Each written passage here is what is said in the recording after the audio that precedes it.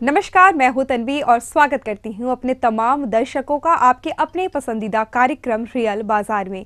दोस्तों, इस कार्यक्रम में हम आपको दिखाते हैं आपके सपनों के आशियाने को आपके नज़दीक लाने में सहायक कुछ ऐसी बातों को जिसे ध्यान में रखकर अगर आप कार्यरत हों तो फिर आपका सपनों का महल ज़्यादा दिन आपसे दूर नहीं रह सकता है। जी हाँ दोस्तों, प्रॉपर्टी के इस बाज़ार में मैं आपको बताऊंगी कुछ ऐसी ही खास बातें जो एक घर खरीदते समय या फिर कहीं भी निवेश करते समय जाननी बेहद ज़रूरी है। एक ऐसी ही खास और महत्वपूर्ण बात है मास्टर प्लान। जब भी हम कहीं अपने घर को बनाने का सपना देखते हैं या फिर फ्लैट की खरीदारी करना चाहते हैं तो ये जानना बेहद ज़रूरी है कि क्या वो जगह मास्टर प्लान के अनुसार बनी हुई है या फिर वो शहर मास्टर प्लान के अनुसार सुनियोजित है। क्योंकि अगर हम अपने मकान या घर की खरीदारी से पहले इस चीज़ को नहीं जान पाएंगे तो फिर यकीन माने वहाँ रहना हमारे लिए काफ़ी दुष्कर कार्य होगा। जी हाँ, अगर हम कोई जगह ऐसी चुनते हैं जो कि मास्टर प्लान के अनुसार सुनियोजित हो तो फिर वहाँ रहना, वहाँ अच्छे से काम करना हमारे लिए संभव हो पाएगा।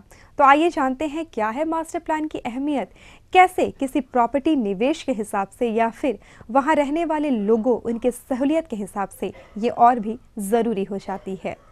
बिहार की राजधानी पटना का नाम उन प्राचीनतम शहरों में शुमार है जो कभी राजनीतिक सत्ता का केंद्र हुआ करती थी।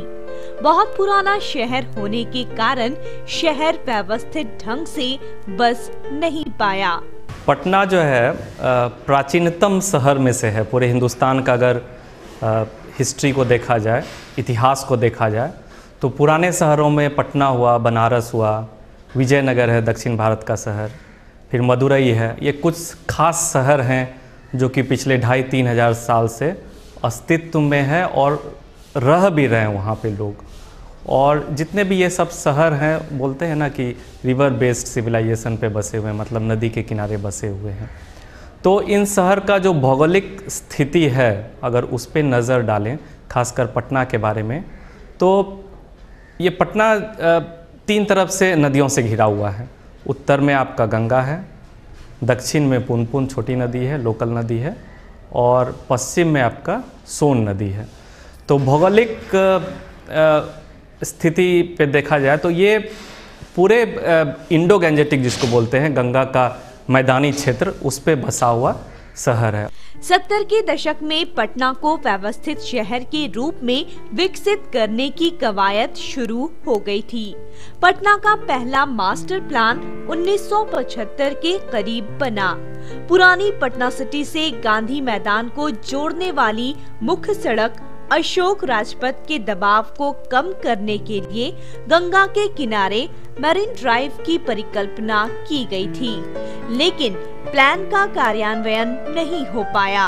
गंगा ड्राइव की बात कर रही है, लेकिन गंगा ड्राइव में भी एक परेशानी आ रही है कि अब गंगा का जो है स्वच्छता का एक कार्यक्रम है, तो उसमें एक प्रॉब्लम आ जाएगी कि वो गंगा ड्राइव का उससे क्या इफ़ेक्ट होगा और वो बन पाएगा या नहीं पाएगा। ये एक फिजिबिलिटी का सवाल है।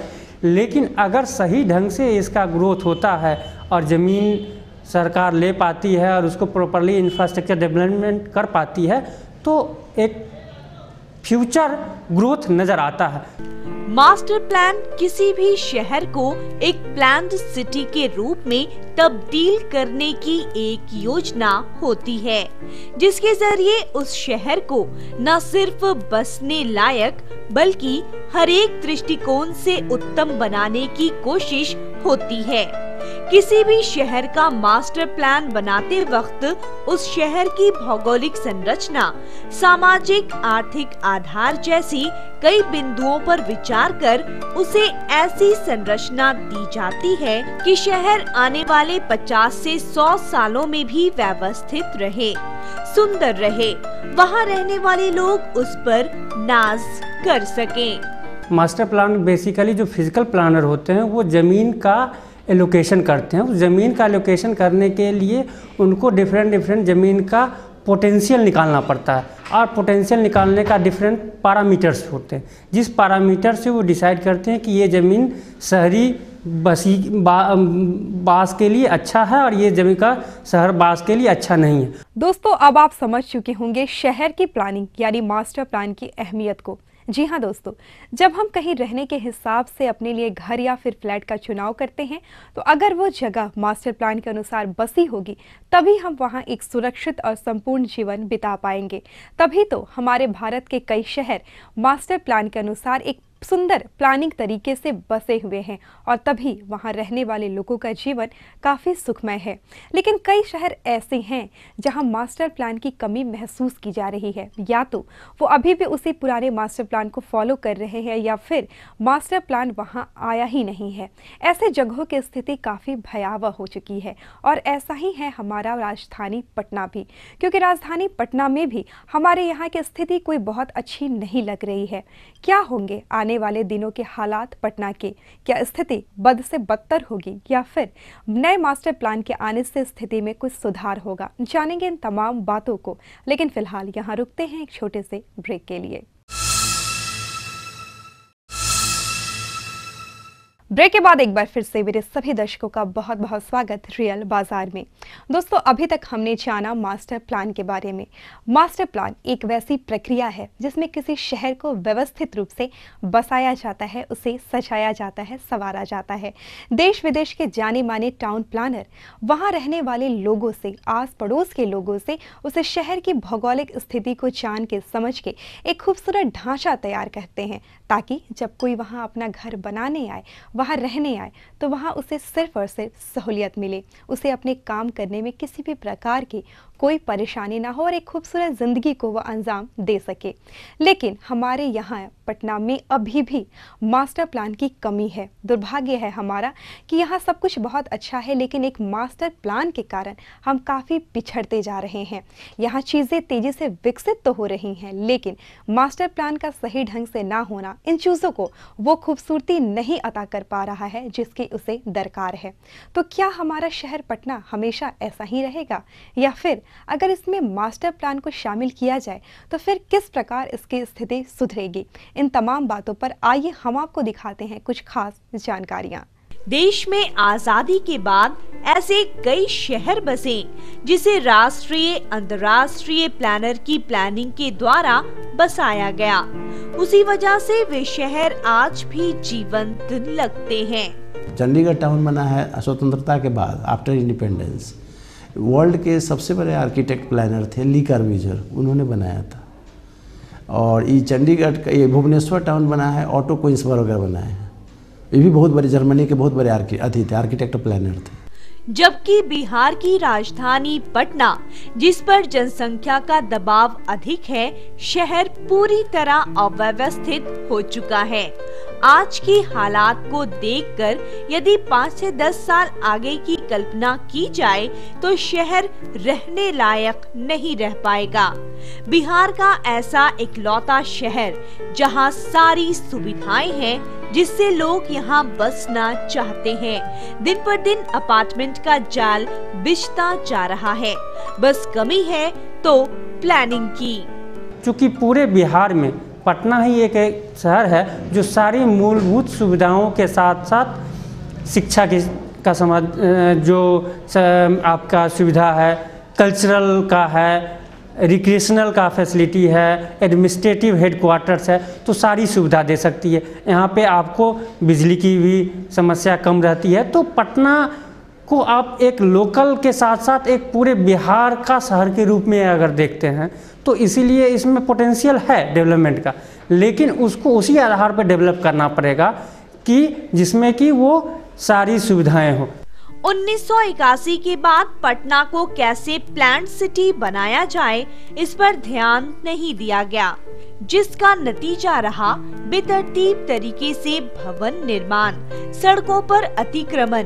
पुराने पटना की बात छोड़ भी दें तो नया पटना, जो बेली रोड से दानापुर को माना जाता है, की भी स्थिति भयावह बनी हुई है। ट्रैफिक का आलम तो और भी बुरा है। जो प्राइम लोकेशन है जहाँ पे हमारे बिहार के गेस्ट आते हैं, चाहे वो विदेश से आते हों या भारत के अन्य शहरों से आते हों, उनको तो नीट क्लीन हम रख सकते हैं ना।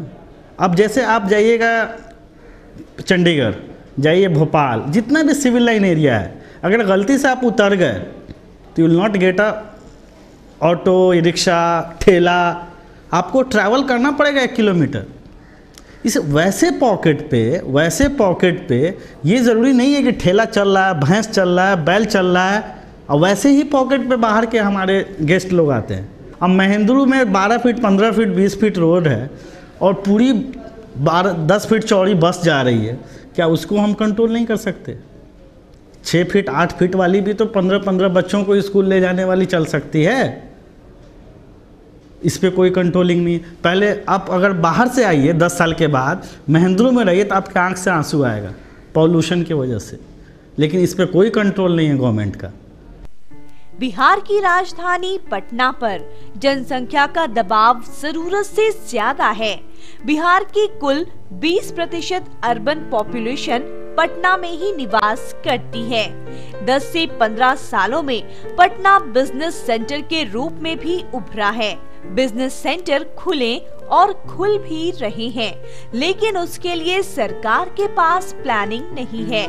रेजिडेंशियल और कमर्शियल स्पेस में कोई अंतर नहीं रह पाया है।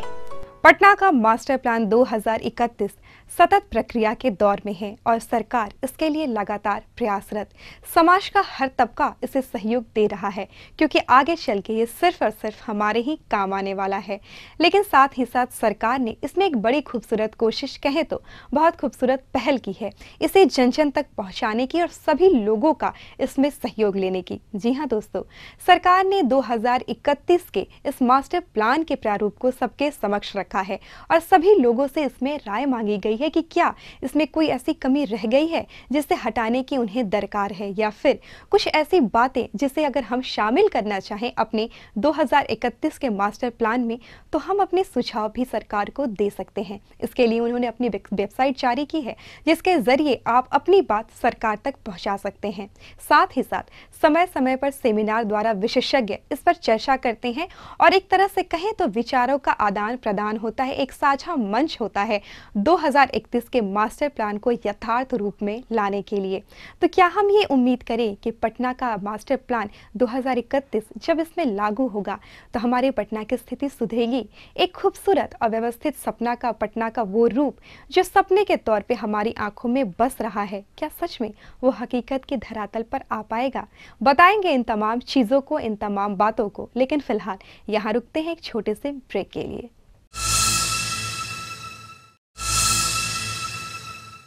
ब्रेक के बाद एक बार फिर से आप सभी का बहुत बहुत स्वागत रियल बाजार में। दोस्तों, ब्रेक पर जाने से पहले हम बात कर रहे थे मास्टर प्लान की खूबियों के बारे में।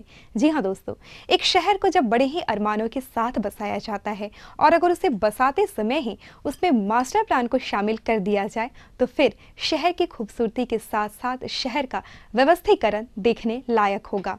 ये बड़ी खूबसूरत बात होती है मास्टर प्लान में कि मास्टर प्लान में न सिर्फ वर्तमान समय को बल्कि आगे आने वाले 50-100 सालों का भी खाका तैयार किया जाता है, ताकि अगर उस दौरान काफ़ी अधिक जनसंख्या बढ़ भी जाती है तो भी वो एक मास्टर प्लान जो बना होता है उसमें किसी भी प्रकार की सहूलियतों की कमी ना हो। लोग तभी भी उसमें इतने ही आराम से रह पाएं जितने कि आज रह सकते हैं, क्योंकि मकान हम एक बार खरीदते हैं और उसका साथ 50-100 सालों तक हमारे साथ बना रहता है। ऐसे में बेहद ज़रूरी है मास्टर प्लान से बसा शहर होना।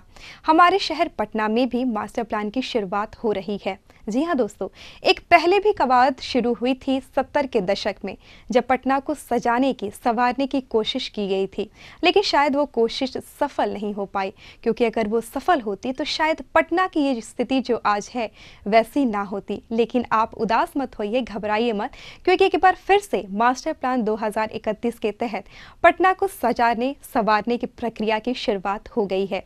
उसमें सरकार अपना साथ दे रही है, आप अपना साथ दे रहे हैं, तो निश्चित तौर पे ये प्रक्रिया जो शुरुआती दौर पे है वो बहुत ही खूबसूरत तरीके से अपने अंजाम पर भी पहुंचेगी।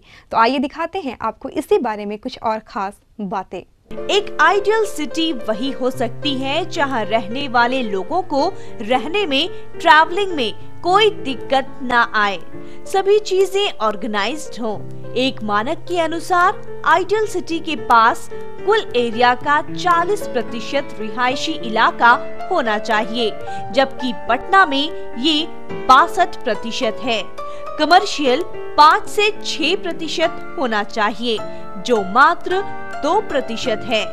10 से 15 ट्रांसपोर्ट के लिए होना चाहिए, जो मात्र 4% है, जबकि ओपन स्पेस 10% होना चाहिए, लेकिन पटना इसमें भी कम है। एग्जिस्टिंग पटना है, उस पटना में 62% के एरिया जो है सो रिहायशी इलाका के रूप में, जबकि ये परसेंटेज 40 से 45 और 50% तक मैक्सिमम होनी चाहिए। हमारे यहाँ तो रिहायशी ज़्यादा है तो पॉपुलेशन ज़्यादा है, एरिया कम है उस हिसाब से। दूसरा कमर्शियल अगर एरिया लेते हैं तो चूँकि ये बिहार का पूरे कमर्शियल हब भी है और बिहार को भी कंट्रीब्यूट करता है, तो उस हिसाब से यहाँ कमर्शियल एरिया भी कम है। जो कमर्शियल एरिया अभी है 2 से 3%, वो 5 से 6% होना चाहिए। पहले के ज़माने में लोग या तो पब्लिक ट्रांसपोर्ट का यूज़ ज़्यादा करते थे, तो उस समय सड़क कम होती थी तो काम चल जाता था। अभी सभी लोगों के पास 2 wheeler 4 wheeler public private transport vehicles हैं, तो उस हिसाब से हमारे यहाँ रोड की का लंबाई और चौड़ाई कम है, तो उस हिसाब से रोड का भी 12 से 18% रोड का क्षेत्रफल होना चाहिए। पब्लिक सेमी पब्लिक जो बिल्डिंग है जिसमें कि school, college, health facility, government building, cultural building, drama centre, museum, जितने भी बिल्डिंग है, चूँकि ये बिहार का राजधानी भी है और सारे पूरे प्रदेश को भी सर्व करता है, तो उसके लिए भी जो एरिया है हमारे यहाँ कोई भी कन्वेंशन सेंटर नहीं था। अभी एक छोटा सा कन्वेंशन सेंटर बन रहा है गांधी मैदान के, तो एक स्टेट के लिए ये सब एरिया भी चाहिए, तो उसके लिए भी 10 से % एरिया हमको डिमार्क करना पड़ेगा। जो फैसिलिटीज़ कहते हैं, जो फैसिलिटीज़ है उस फैसिलिटी प्रोवाइड करने के लिए चाहिए। इन सबों के अलावा पटना की ड्रेनेज व्यवस्था पूरी तरह से ध्वस्त है। बारिश के दिनों में इसकी स्थिति भयावह हो जाती है। मास्टर प्लान के अभाव में जो भी अपार्टमेंट या मकान बन रहे हैं, वो भी बेतरतीब तरीके से। ओपन स्पेस के नाम पर केवल सेटबैक एरिया छोड़ा जा रहा है। और अभी का जो बारिश हुआ उसमें सारा पोल खुल चुका है इसमें, जिसमें कि आप देख सकेंगे कि स्पेशली कंकरबाग एरिया का लोग बात करते थे इस बार, लेकिन कंकरबाग ही एरिया नहीं, अशोक राजपथ की जो कि हम लोग सबसे ऊंचा मानते हैं पटना में टोपोग्राफी, उसकी भी जो है स्थिति बहुत गंभीर हो गई थी इस बार। तो पहला तो मैं ड्रेनेज पे बोलना चाहूँगा कि इसमें बहुत सुधार की ज़रूरत है। या तो हम लोग पंपिंग के थ्रू कहीं पे जल को बाहर करें या कोई और इस पे रीथिंक करके स्टडी करके कोई समस्या का समाधान निकालें। हालांकि मास्टर प्लान 2031 तैयार है। सभी लोगों को प्लानर आर्किटेक्ट के सुझाव के बाद इसे इम्प्लीमेंट करने की दिशा में कदम उठाया जाना चाहिए, लेकिन जानकारों के मुताबिक मास्टर प्लान 2031 में कई खामियां हैं, जिसके कारण पटना आने वाले दिनों में भी प्लान्ड सिटी के रूप में नहीं उभर पाएगा। सोशल एस्पेक्ट से 100% आइडियल है, फंक्शनलिटी के लिए आइडियल है, लेकिन rather than all those things ideal नहीं है। रहना है, सोसाइटी है, घर है, अफेक्शन है, हमारा स्टेट टाउन कैपिटल है तो हम रहेंगे, कंपल्शन कह लीजिए। अदरवाइज फैसिलिटी के अकॉर्डिंग अब आपको रोना आता है जब दिन में निकलना है 12 बजे हमको जाना है ब्लैकमंगला रोड, आप अफोर्ड नहीं कर सकते, आप जा नहीं सकते, you have to cry yourself. विशेषज्ञों के अनुसार पटना 3 तरफ से नदी से घिरा है, इस कारण पटना का फैलाव नहीं हो सकता, केवल पश्चिम की तरफ बढ़ सकता है, जबकि कुछ जानकारों के मुताबिक ट्रांस यमुना की तर्ज पर पटना को भी विकसित किया जा सकता है।